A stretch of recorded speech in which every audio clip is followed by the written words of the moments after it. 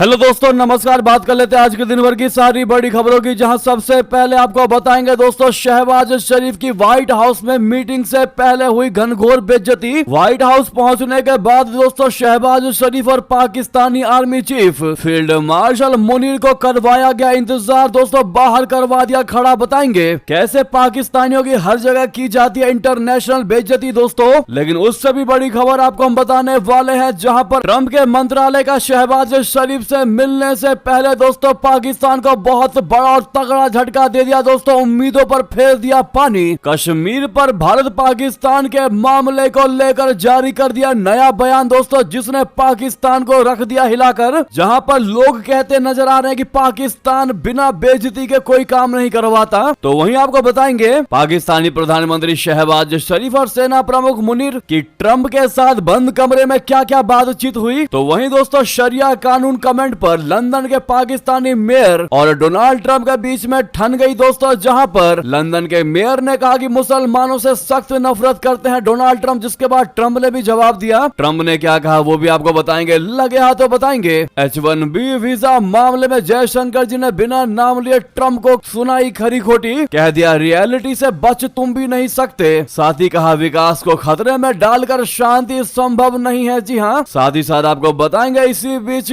Russia ने बहुत बड़ा फैसला ले लिया दोस्तों तेल को लेकर। यूक्रेन के हमलों के बाद पुतिन ने बड़ा फैसला लेते हुए तेल निर्यात पर लगा दिया बैन। जी हाँ दोस्तों, इस खबर ने सबको चौंका दिया, लेकिन क्या भारत पर पड़ेगा इसका असर या नहीं दोस्तों। आज आपको एक से एक बेहतरीन खबर बताने वाले हैं, बस आप वीडियो के लास्ट तक बने रहिएगा। और खबरों में आगे बढ़ने से पहले अगर आप भी मानते हैं कि भारत अभी बेशक सुपर पावर देश नहीं बना है, लेकिन भारत का ओहदा सुपर पावर देशों से भी ऊपर है। भारत से मिलने के लिए हर कोई बेकरार रहता है, ना कि पाकिस्तान की तरह कि आगे से पूछना पड़ता है कि हम आपसे मिलना चाहते हैं। तो भारत के इस ओहदे के लिए इस वीडियो को लाइक करके चैनल को सब्सक्राइब करके बेल आइकन दबा के कमेंट में जय हिंद अवश्य कहिएगा। तो अब बात कर लेते हैं पहली सबसे बड़ी खबर की, जहां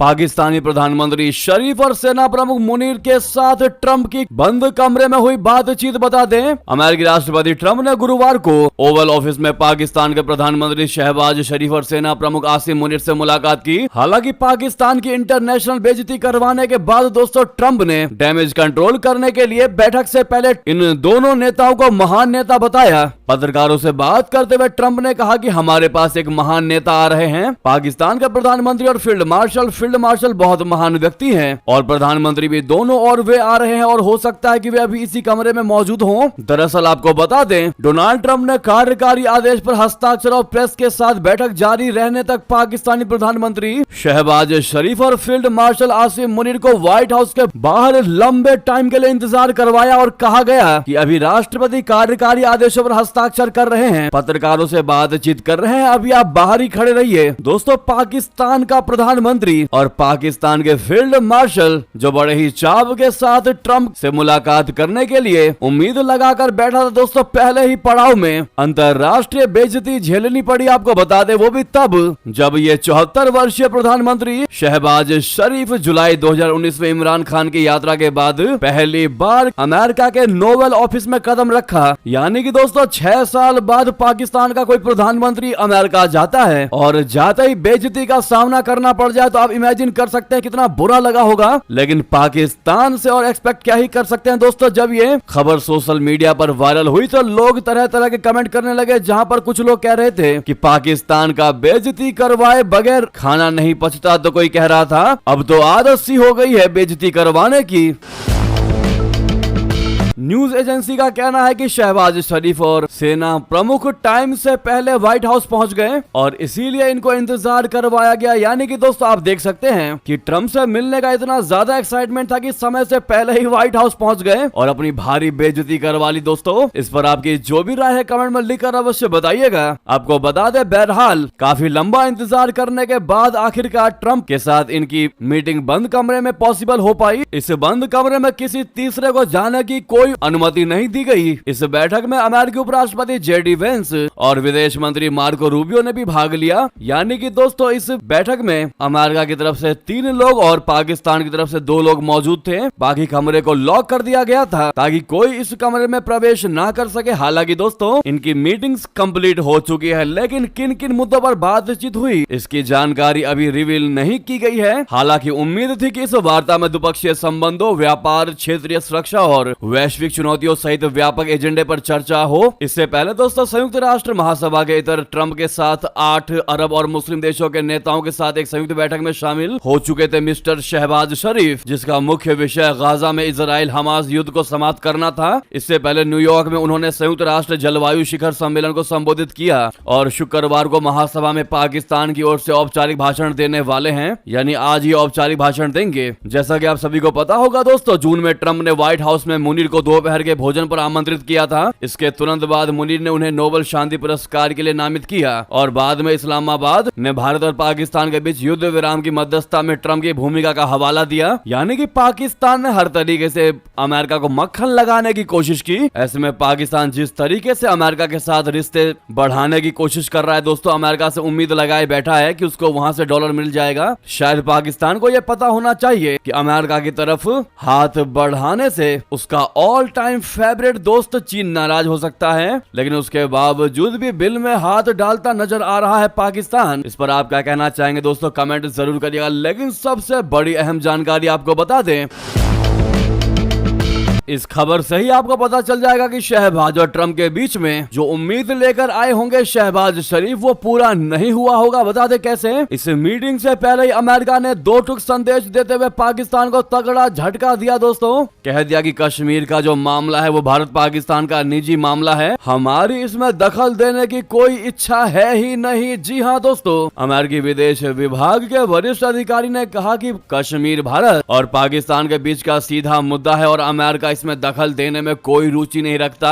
अधिकारी ने कहा कि अमेरिका की दीर्घकालिक नीति ये रही है कि ये मसला केवल भारत और पाकिस्तान के बीच ही सुलझाया जाना चाहिए। विदेश विभाग के अधिकारी ने कहा है कि अगर किसी मुद्दे पर अमेरिका से सहयोग मांगा जाए तो वो मदद के लिए तैयार है, लेकिन कश्मीर का मामला भारत और पाकिस्तान के बीच का द्विपक्षीय मामला है और हमारी इसमें कोई भी हस्तक्षेप करने में रुचि नहीं है। जी हाँ, यानी कि अगर शहबाज शरीफ ट्रंप के सामने कश्मीर मुद्दा लेकर आए होंगे दोस्तों, तो वो चीजें पहले ही अमेरिका ने क्लियर कर दिया है कि भैया हम इस बीच में नहीं पड़ने वाले, ये तुम्हारा और भारत के बीच का द्विपक्षीय मामला है, हमको इसमें मत घसीटो। यानी कि दोस्तों जब तक भारत की ओर से नहीं कहा जाएगा इस मुद्दे में कश्मीर पर बात करने के लिए अमेरिका से, तब तक अमेरिका इसमें नहीं पड़ने वाला। जी हाँ, हालांकि जैसा हम समझते हैं कश्मीर कोई मुद्दा है ही नहीं, ये पहले से ही क्लियर है कि कश्मीर भारत का अभिन्न अंग था, है और रहेगा। इसको मुद्दा सिर्फ पाकिस्तान ने बनाया है। यहाँ तक कि पीओके भी कब्जा रखा है दोस्तों भारत की जमीन को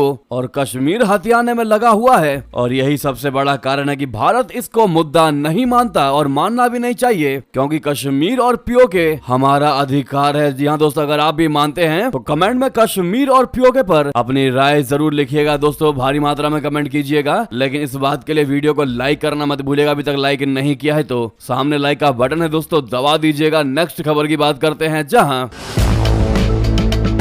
अमेरिकी राष्ट्रपति डोनाल्ड ट्रंप और लंदन के मेयर सादिक खान के बीच विवाद ने फिर तूल पकड़ लिया दोस्तों। ये नया विवाद ट्रंप के संयुक्त राष्ट्र महासभा में दिए गए भाषण के बाद उभरा, जिसमें ट्रंप ने लंदन में शरिया कानून लागू करने की कोशिशों का आरोप लगाया और सादिक खान को दुनिया के सबसे बुरे मेयरों में एक बता दिया। ट्रंप ने यूएनजीए में अपने संबोधन के दौरान कहा कि मैं लंदन को देखता हूं जहां आपके पास एक घटिया मेयर है। लंदन बदल गया है और अब वे वहां शरिया कानून लागू करना चाहते हैं, लेकिन आप एक अलग देश में हैं, आप ऐसा नहीं कर सकते। इसके अलावा ट्रंप ने पहले भी ब्रिटेन की अपनी राजकीय यात्रा के दौरान सादिक खान पर निशाना साधा था। उन्होंने विंडसर फैसल में राजकीय भोज में खान की अनुपस्थिति का हवाला देते हुए कहा था कि मैं उन्हें वहां नहीं चाहता था, मैंने उनसे वहां न आने के लिए कहा। मुझे लगता है कि लंदन के मेयर दुनिया के सबसे बुरे मेयरों में से एक है, उन्होंने बहुत बुरा काम किया है। ट्रंप के इस बयान ने यह संदेश दे दिया कि मुसलमानों से सख्त नफरत करते हैं ट्रंप। तो वहीं दोस्तों लंदन के मेयर सादिक खान ने ट्रंप के बयान पर कड़ी प्रतिक्रिया टिप्पणियां दी और उन्हें नस्लवादी, लिंग भेदी, मिजोजिनिस्ट और इस्लामोफोबिक करार दिया। सादिक खान ने पत्रकारों से कहा कि मुझे लगता है कि लोग सोच रहे होंगे कि इस मुस्लिम मेयर में ऐसा क्या है जो एक उदार, बहुसांस्कृतिक, प्रगतिशील और सफल शहर का नेतृत्व करता है। इसका मतलब है कि मैं डोनाल्ड ट्रंप के दिमाग में हूं। सादिक खान ने कहा कि ट्रंप विभाजनकारी और अति दक्षिणपंथी राजनीति को बढ़ावा दे रहे हैं। उन्होंने जोर देकर कहा कि लंदन दुनिया का सबसे महान शहर है और यह लंबे समय तक महान ही रहेगा। सादिक खान ने यह भी कहा कि उन्हें खुशी है कि रिकॉर्ड संख्या में अमेरिकी लंदन आ रहे हैं, जो इस बात का संकेत है कि लंदन का बहुसांस्कृतिक और उदार माहौल लोगों को आकर्षित कर रहा है। दोस्तों, संयुक्त राष्ट्र महासभा में जिस प्रकार से ट्रंप ने कहा सादिक मेयर को लेकर कि वे लंदन में भयानक शरिया कानून लागू करना चाहता था, करीब उसी वक्त डेली मेल ने भी दोस्तों इस पर एक लंबी रिपोर्ट प्रकाशित की थी, जिसमें लंदन को पश्चिम की शरिया राजधानी करार दिया था। इसमें इस्लामी काउंसिल द्वारा फतवे जारी करने, तलाक प्रथाओं और कुरान जलाने वाले एक प्रदर्शनकारी को सड़क पर चाकू मारने की घटना को प्रमुखता से जगह दी गई थी, जबकि ट्रंप का दावा कानूनी तौर से बेबुनियाद है। लेकिन इससे एक चीज तो है दोस्तों कि मिस्टर डोनाल्ड ट्रंप कहीं ना कहीं इस्लामोफोबिक हैं। आपकी क्या है इस पर राय, बताना बिल्कुल मत भूलिएगा। नेक्स्ट खबर की बात कर लेते हैं, जहां विदेश मंत्री जयशंकर जी ने एक बार फिर बिना नाम लिए अमेरिकी राष्ट्रपति ट्रंप को बड़ा संदेश दे दिया। बुधवार को संयुक्त राष्ट्र महासभा सत्र के दौरान एक कार्यक्रम में बोलते हुए उन्होंने कहा कि दुनिया को वैश्विक कार्यबल की आवश्यकता है, लेकिन कई देश इस वास्तविकता से बच नहीं सकते कि राष्ट्रीय जनसांख्यिकी के कारण कई देशों में वैश्विक कार्यबल की मांग पूरी नहीं की जा सकती, इसलिए हमें सोच समझकर कदम उठाना होगा। जी हाँ, उनकी यह टिप्पणी व्यापार और शुल्क चुनौतियों के साथ साथ आव्रजन पर राष्ट्रपति डोनाल्ड ट्रंप के उस सख्त रुख के बीच आई है, जिसमें H-1B वीजा पर $1 लाख अमेरिकी डॉलर का नया शुल्क भी शामिल है, जो मुख्य रूप से भारतीय पेशेवरों को प्रभावित करता है। भारतीय इन अस्थायी कार्य वीजा के लाभार्थियों में अधिक संख्यक है। जी हाँ दोस्तों, विदेश मंत्री जयशंकर जी ने एक ऐसे वैश्विक कार्यबल के निर्माण का आह्वान किया जो अधिक स्वीकार्य, समकालीन और कुशल हो, जिसे फिर एक विकेंद्रित वैश्विक कार्य स्थल में स्थापित किया जा सके। उन्होंने कहा कि उस वैश्विक कार्यबल को कहां रखा जाए और उसकी तैनाती कहां हो, यह एक राजनीतिक बहस का विषय हो सकता है, लेकिन इससे बचा नहीं जा सकता है। तो वहीं दोस्तों, आतंकवाद को लेकर भी उन्होंने न्यूयॉर्क की धरती से बड़ा बयान दिया।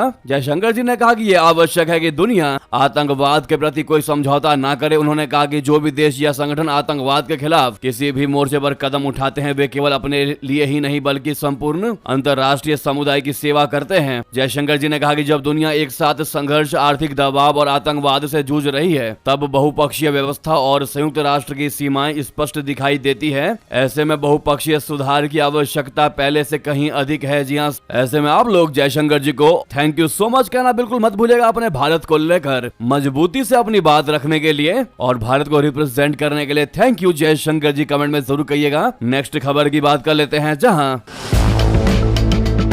इधर यूक्रेन के हमलों के बाद व्लादिमीर पुतिन ने लिया बड़ा फैसला। रशिया ने तेल निर्यात पर लगा दिया बैन। बता दें, क्या भारत पर भी पड़ेगा इसका कोई असर? दरअसल यूक्रेन की ओर से रशिया की रिफाइनरियों को लगातार निशाना बनाए जाने के बाद मॉस्को ने बड़ा फैसला ले लिया है। रशिया ने गुरुवार को यानी 25 सितंबर को डीजल के निर्यात पर आंशिक प्रतिबंध लगा दिया। दोस्तों, इसके अलावा पेट्रोल के निर्यात पर पहले से लगे प्रतिबंध को इस साल के अंत तक बढ़ा दिया है। ऐसे में सवाल उठ रहे हैं कि क्या इसका असर भारत पर भी पड़ेगा? तो आपको बता दें, पहले आपको कारण बताते हैं दोस्तों। दरअसल यूक्रेन की ओर से रशिया की रिफाइनरियों पर हमला किया जा रहा है, जिस वजह से इसकी क्षमता पर गहरा असर पड़ा है। रॉयटर्स की रिपोर्ट के मुताबिक इन हमलों की वजह से कुछ दिनों में ही प्रमुख पोर्ट से ईंधन निर्यात बाधित हो गया और उत्पादन करीब 20% तक घट गया। रशिया को प्रधानमंत्री अलेक्जेंडर नोवाक इस फैसले की घोषणा करते हुए कहा कि तेल उत्पादों में थोड़ी कमी आई है। हालांकि उन्होंने ये भी कहा है कि तेल भंडार इस कमी को पूरा कर रहा है। लेकिन वहीं दोस्तों, रूसी न्यूज एजेंसी इंटरफैक्स की रिपोर्ट के मुताबिक अलेक्जेंडर नोवाक ने कहा कि यह फैसला देश के घरेलू बाजार को पेट्रोलियम उत्पादों की सप्लाई सुनिश्चित करने के लिए लिया गया है। डीजल पर यह प्रतिबंध केवल उन रिटेलर पर लागू होगा जो खुद इसका उत्पादन नहीं करते। वहीं पेट्रोल पर प्रतिबंध सभी उत्पादकों और विक्रेताओं पर लागू होगा। हालांकि इससे रशिया और अन्य देशों के बीच हुआ सरकारी समझौता प्रभावित नहीं होगा, यानी कि इससे साफ है कि भारत पर इसका कोई असर नहीं पड़ने वाला है। दोस्तों, इससे ये चीज तो क्लियर हो चुकी है। साथ ही साथ आपको बता दें, तो इधर प्रधानमंत्री नरेंद्र मोदी जी ने आज रशिया के उप प्रधानमंत्री दिमित्री पेत्रुशेव से मुलाकात की। उन्होंने अपने एक्स हैंडल पर इस खास मुलाकात की जानकारी भी दी। प्रधानमंत्री मोदी जी ने कहा कि वर्ल्ड फूड इंडिया 2025 में रशिया के उप प्रधानमंत्री दिमित्री पेत्रुशेव से मिलकर बहुत ज्यादा प्रसन्नता हुई। हमने कृषि, उर्वरक और खाद्य प्रसंस्करण में हमारे लाभकारी सहयोग को मजबूत करने के तरीकों पर गंभीर चर्चा की। बता दें कि प्रधानमंत्री मोदी जी ने हाल ही में रूसी राष्ट्रपति व्लादिमीर पुतिन से चीन की SCO बैठक में मुलाकात की थी। इस दौरान दोनों नेताओं की कमाल की बॉन्डिंग भी देखने को मिली थी, जिससे अमेरिका को तगड़ी मिर्ची लगी थी। जी हाँ, प्रधानमंत्री मोदी जी ने वर्ल्ड फूड इंडिया के चौथे शिखर सम्मेलन में गुरुवार को भारत के खाद्य प्रसंस्करण क्षेत्र में निवेश के लिए वैश्विक कंपनियों को आमंत्रित करते हुए कहा कि देश के पास विविधता, मांग और पैमाने के रूप में 3 ताकतें हैं। ये भारत में निवेश करने का सही समय है। खाद्य प्रसंस्करण श्रृंखला में लगे निवेशकों के लिए हमारे दरवाजे खुले हुए हैं। जी हाँ दोस्तों, नेक्स्ट खबर की बात करते हैं, जहां केंद्र सरकार ने कार्यकर्ता सोनम वांगचुक के नेतृत्व वाले आंदोलन को मिल रहे विदेशी फंडिंग वाला लाइसेंस कर दिया रद्द। जी हां, सरकार के इस एक्शन के बाद अब वांगचुक के आंदोलन पर रोक लग सकता है। दोस्तों, वहीं CBI भी लद्दाख के क्लाइमेट एक्टिविस्ट सोनम वांगचुक द्वारा स्थापित Himalayan institute of alternative Ladakh यानी HIAL के खिलाफ विदेशी अंशदान बोले तो विनियमन अधिनियम FCRA के उल्लंघन के तहत जाँच कर रही है। CBI ने बताया है कि इस मामले में अभी तक कोई FIR दर्ज नहीं की गई है। ये जांच करीब 2 महीने से चल रही है। अधिकारियों ने बताया कि उनकी एक टीम लद्दाख में ही डेरा डाले हुए है, जो इस पूरे मामले की जांच कर रही है। जांच में अभी तक क्या मिला, इस बारे में अधिकारियों ने कहा, चूंकि मिली शिकायत पर जांच चल रही है, ऐसे में इस बारे में और कोई जानकारी देना उचित नहीं रहेगा। लेकिन इतना जरूर कहा कि उनकी टीम जांच कर रही है, जो वही डेरा डाले हुए है। अब ऐसे में दोस्तों, केंद्र सरकार द्वारा उनके NGO का विदेशी फंडिंग लाइसेंस रद्द करने के बाद सोनम वांगचुक ने कहा कि मुझे बलि का बकरा बनाया जा रहा है। सरकार ने कहा था कि वांगचुक ने भड़काऊ बयानों से भीड़ को उकसाया है, हिंसा के बीच अपना उपवास को तोड़ा, लेकिन हालात काबू करने के प्रयास की जगह एम्बुलेंस से अपने गांव चले गए। दोस्तों, ऐसे में आपका सोनम वांगचुक को लेकर क्या राय है दोस्तों, बताना मत भूलिएगा। नेक्स्ट खबर की बात करते हैं, जहां आखिरकार क्यों न्यूयॉर्क जाने के लिए नेतन्याहू ने चुना 600 किलोमीटर का लंबा रास्ता। यूरोप का एयर स्पेस नहीं किया इस्तेमाल। बता दें, न्यूयॉर्क में आयोजित संयुक्त राष्ट्र महासभा बोले तो UNGA में हिस्सा लेने के लिए इजराइल के प्रधानमंत्री बेंजामिन नेतन्याहू अपने विमान में गुरुवार को असामान्य रूप से लंबा रास्ता तय करके पहुंचे। इस दौरान विमान ने केवल इटली और ग्रीस के हवाई क्षेत्र का उपयोग किया और अन्य यूरोपीय देशों के ऊपर से उड़ान भरने से परहेज किया। इस वजह से यात्रा सैकड़ों किलोमीटर लंबी हो गई। दरअसल दोस्तों, इस असामान्य रूट के पीछे अंतर्राष्ट्रीय आपराधिक न्यायालय बोले तो ICC के गिरफ्तारी वारंट को एक प्रमुख कारण माना जा रहा है। ICC ने नेतन्याहू और पूर्व रक्षा मंत्री योआव गैलेंट पर गाजा युद्ध के दौरान कथित युद्ध अपराधों के आरोप लगाए हैं। इजराइल ने इन आरोपों को पूरे तरीके से खारिज किया है, लेकिन यूरोप के कई देश जो ICC के सदस्य हैं पहले ही कह चुके हैं कि अगर नेतन्याहू उनके क्षेत्र में पहुंचे तो वे अंतर्राष्ट्रीय वारंट के आधार पर उनको गिरफ्तार कर सकते हैं। जी हाँ दोस्तों, ऐसे में प्रधानमंत्री नेतन्याहू 600 किलोमीटर की लंबी यात्रा तय करके न्यूयॉर्क पहुंचे हैं। फ्लाइट ट्रैकर पर दर्ज आंकड़ों से पता चला कि विमान ने स्पेन और फ्रांस के हवाई क्षेत्र से भी परहेज किया, जबकि इजराइल ने फ्रांस से उड़ान भरने की अनुमति मांगी थी और फ्रांस ने मंजूरी भी दे दी थी। इसके बावजूद विमान ने फ्रांसीसी हवाई क्षेत्र का इस्तेमाल नहीं किया। तो ये पूरी कहानी है दोस्तों नेतन्याहू की कि गिरफ्तारी की डर की वजह से चाहे लंबा रास्ता लेना पड़ा, लेकिन यूरोपीय देशों के ऊपर से उन्होंने उड़ान नहीं भरी। जी हाँ दोस्तों, नेक्स्ट खबर की बात करें, जहां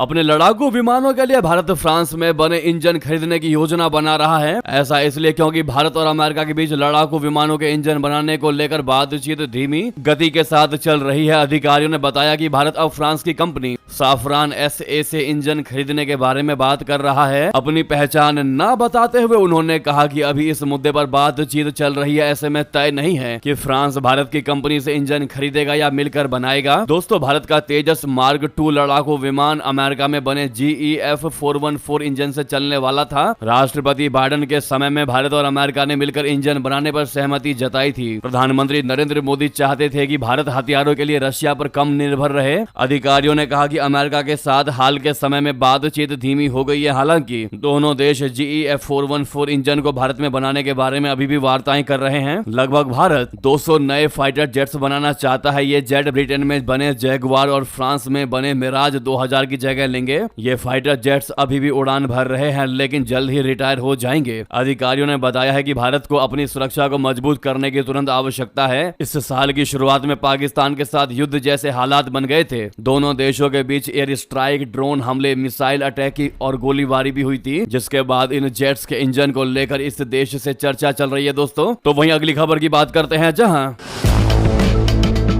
एक बहुत बड़ी खबर निकलकर सामने ये आ रही है दोस्तों कि नाटो देशों के बाद अब अमेरिका में घुसे रूसी लड़ाकू विमान। फिर क्या हुआ बता दें। यूक्रेन युद्ध के बीच बुधवार को रूसी लड़ाकू और भारी बम वर्षक विमानों ने अमेरिकी हवाई क्षेत्र में बड़ी घुसपैठ की। रूसी विमानों ने अलास्का के एयर डिफेंस क्षेत्र को निशाना बनाया। इस दौरान चौकन्नी अमेरिकी वायुसेना ने कनाडा के साथ संयुक्त गश्त अभियान चलाकर रूसी विमानों को खदेड़ दिया। बाद में अमेरिका ने साफ किया कि इस दौरान कोई भी रूसी लड़ाकू या बम वर्षक विमान अमेरिकी हवाई क्षेत्र में घुसपैठ न कर पाए। एयर डिफेंस क्षेत्र किसी भी देश की हवाई सीमा का सबसे वो बाहरी इलाका होता है। ये घटना तब हुई जब कुछ दिनों पहले रूसी लड़ाकू विमानों और ड्रोन ने कई नाटो देशों के हवाई क्षेत्रों का उल्लंघन किया। दोस्तों, अमेरिका, कनाडा, संयुक्त उत्तरी अमेरिकी एरोस्पेस रक्षा कमान यानी नोराड ने एक बयान में कहा है कि 2 रूसी Tu-95 भारी बम वर्षक विमान और 2 सुखोई 35 लड़ाकू विमान बुधवार को अलास्का वायु रक्षा क्षेत्र में घुस गए। नोराड ने कहा कि उसने रूसी विमानों की पहचान करने और उन्हें रोकने के लिए F-16 लड़ाकू विमान, E-3 airborne early warning and control और KC-135 टैंकर तैनात कर दिए। उन्होंने बताया कि रूसी विमान अमेरिका या कनाडा के संप्रभु हवाई क्षेत्र में प्रवेश नहीं कर पाए, उनको खदेड़ कर पीछे कर दिया गया। लेकिन साथ में यह भी कहा गया कि अगली बार छोड़ा नहीं जाएगा।